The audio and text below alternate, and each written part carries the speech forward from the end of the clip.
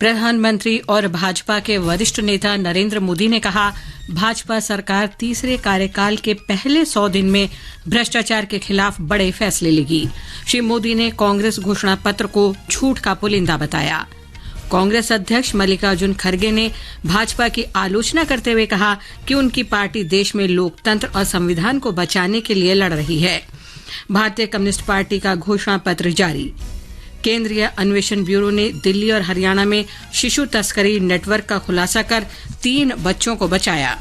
और अनुपमा उपाध्याय और थारुन मन्नेपल्ली ने कजाकिस्तान अंतर्राष्ट्रीय बैडमिंटन चैलेंज टूर्नामेंट में अपने अपने सिंगल्स खिताब जीते।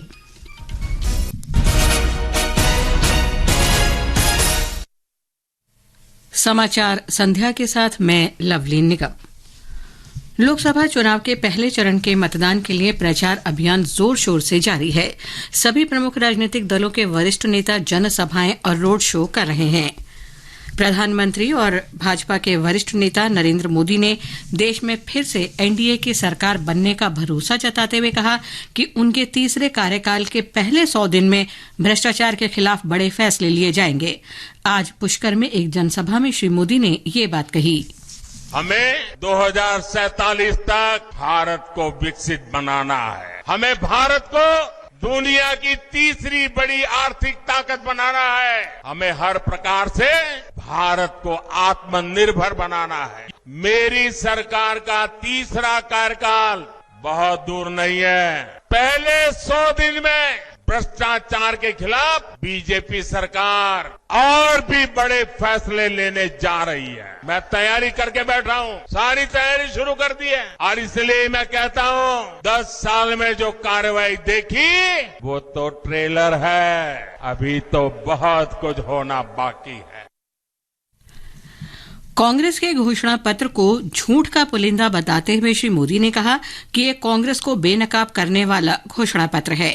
उन्होंने कहा कि कांग्रेस चुनाव जीतने के लिए रैली नहीं कर रही है, भ्रष्टाचारी को बचाने के लिए कर रही है। वहीं श्री मोदी ने आज उत्तर प्रदेश के गाजियाबाद में भी रोड शो किया। इस दौरान बड़ी संख्या में लोगों ने श्री मोदी का जोरदार स्वागत किया। राज्य के मुख्यमंत्री योगी आदित्यनाथ भी इस अवसर पर उपस्थित थे। भाजपा ने गाजियाबाद से अतुल गर्ग को मैदान में उतारा है। यहां दूसरे चरण में 26 अप्रैल को मतदान होगा।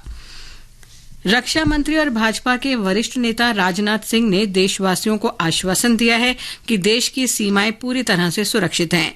मध्य प्रदेश के सिंगरौली में एक जनसभा में उन्होंने कहा कि कांग्रेस सरकार के शासनकाल में देश भर में आतंकी गतिविधियां होती थी, लेकिन भाजपा शासनकाल में इन पर काबू पाया गया है।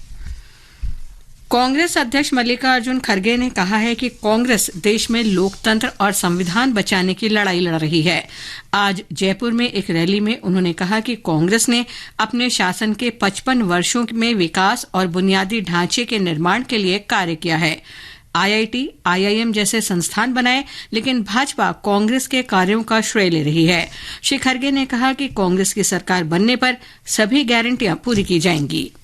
अगर हमारी सरकार आई, जो हमारी 5 न्याय गारंटी है और उसके तहत 25 गारंटी हमने आपको करके देने का वायदा कर रहे हैं। अगर हमारी सरकार आई, निश्चित रूप से हम सभी गारंटी को अमल में लाएंगे। इस बीच कांग्रेस ने आज तेलंगाना में रंगारेड्डी जिले के थुक्कुगुड़ा में बड़ी जनसभा जन जतारा से चुनाव अभियान की शुरुआत की। इस दौरान कांग्रेस का राष्ट्रीय घोषणा पत्र तेलुगु में जारी किया गया। भारतीय कम्युनिस्ट पार्टी ने आज नई दिल्ली में घोषणा पत्र जारी किया। इसमें पुरानी पेंशन योजना बहाल करने, नागरिकता संशोधन अधिनियम सीएए निरस्त करने और निजी क्षेत्र में आरक्षण लागू करने तथा सार्वजनिक क्षेत्र को समानता के आधार पर आगे बढ़ाने का वायदा किया गया है। पार्टी महासचिव डी राजा ने कहा कि ये चुनाव देश और इसके भविष्य के लिए अत्यधिक महत्वपूर्ण है।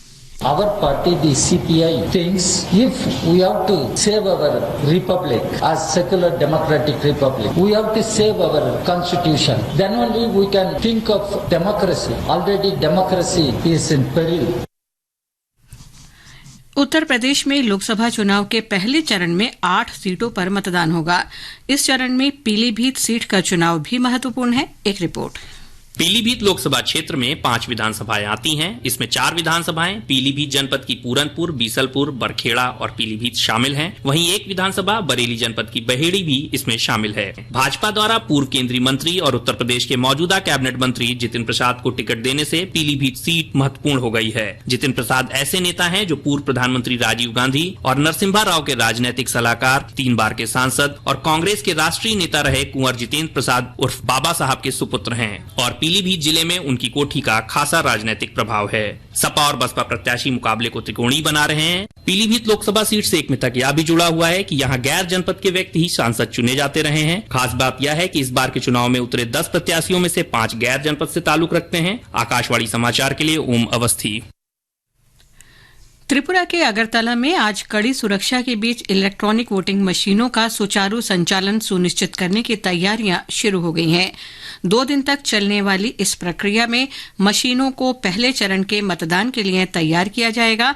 त्रिपुरा पश्चिम संसदीय क्षेत्र के निर्वाचन अधिकारी विशाल कुमार ने इस प्रक्रिया का निरीक्षण किया।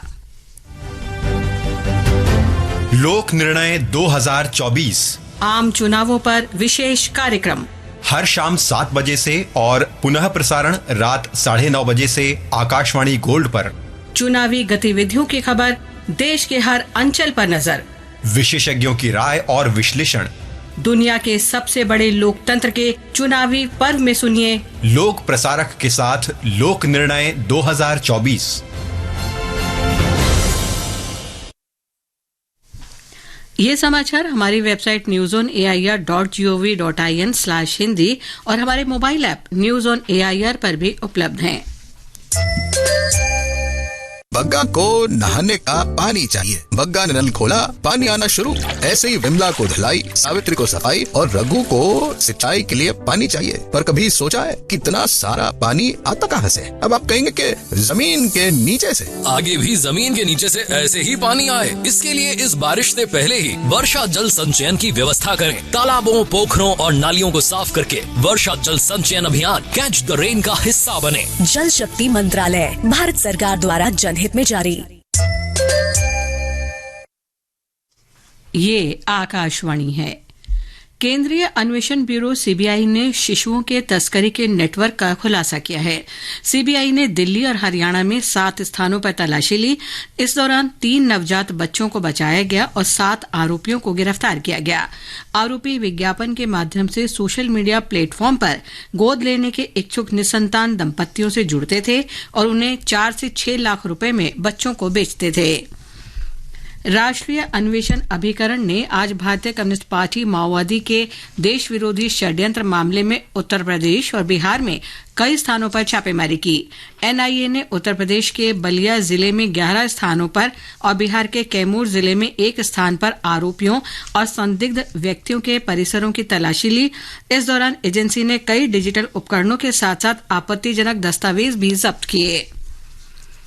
राष्ट्रीय अन्वेषण अभिकरण एनआईए ने वर्ष 2022 में पश्चिम बंगाल के भूपति नगर विस्फोट मामले में 2 मुख्य षड्यंत्रकारियों को गिरफ्तार किया है।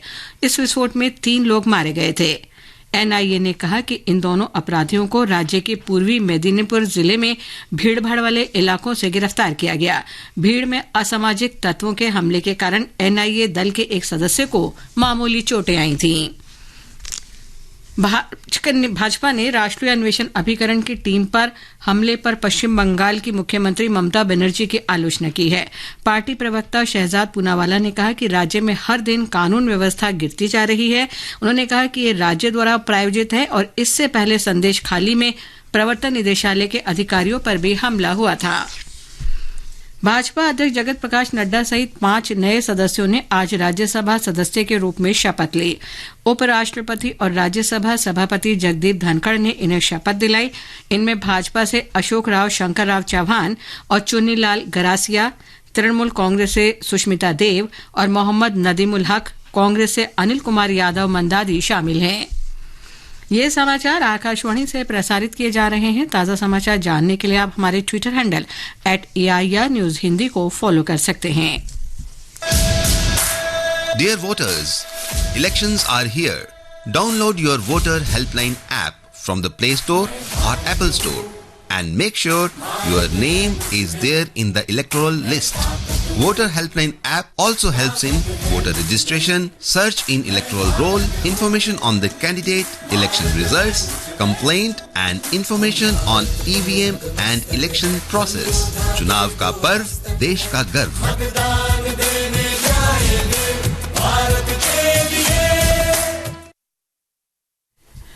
प्रधानमंत्री नरेंद्र मोदी के नेतृत्व में पिछले दशक में आए परिवर्तनकारी बदलावों को दर्शाने के लिए दिल्ली भाजपा युवा मोर्चा ने एक नई वेबसाइट मोदी ट्रांसफॉर्मिंग भारत की शुरुआत की है।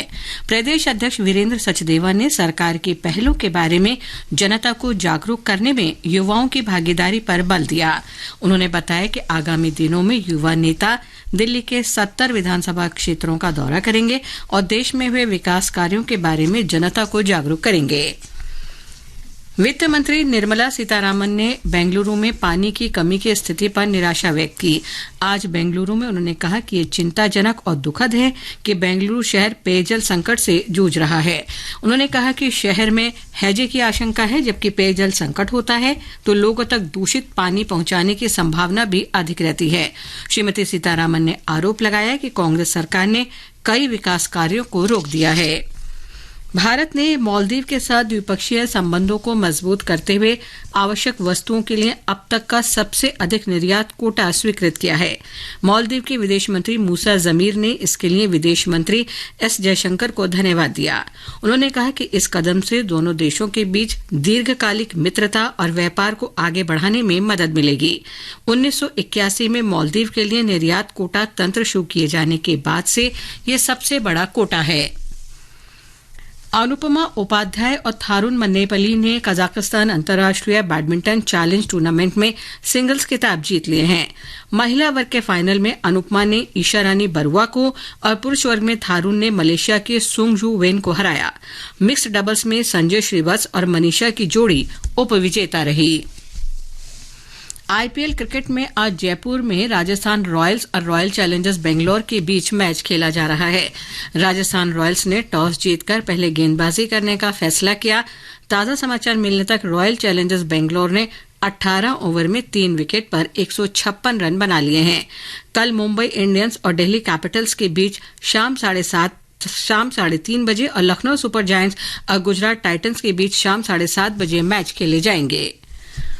ऑस्ट्रेलिया ने पहले हॉकी मैच में भारत को 5-1 से हरा दिया है। पेरिस ओलंपिक की तैयारी के लिए दोनों देशों के बीच 5 मैच की ये श्रृंखला खेली जा रही है। और अंत में मुख्य समाचार एक बार फिर। प्रधानमंत्री और भारतीय जनता पार्टी के वरिष्ठ नेता नरेंद्र मोदी ने कहा है कि भाजपा सरकार तीसरे कार्यकाल के पहले 100 दिन में भ्रष्टाचार के खिलाफ बड़े फैसले लेगी। श्री मोदी ने कांग्रेस घोषणा पत्र को झूठ का पुलिंदा बताया। कांग्रेस अध्यक्ष मल्लिकार्जुन खड़गे ने भारतीय जनता पार्टी की आलोचना करते हुए कहा कि उनकी पार्टी देश में लोकतंत्र और संविधान को बचाने के लिए लड़ रही है। भारतीय कम्युनिस्ट पार्टी का घोषणा पत्र जारी कर दिया गया है।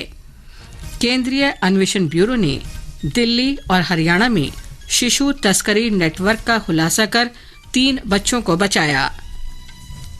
अनुपमा उपाध्याय और थारुन मन्नेपल्ली ने कजाकिस्तान अंतर्राष्ट्रीय बैडमिंटन चैलेंज टूर्नामेंट में अपने अपने सिंगल्स खिताब जीते। आईपीएल क्रिकेट में आज जयपुर में राजस्थान रॉयल्स और रॉयल चैलेंजर्स बेंगलोर के बीच मैच जारी।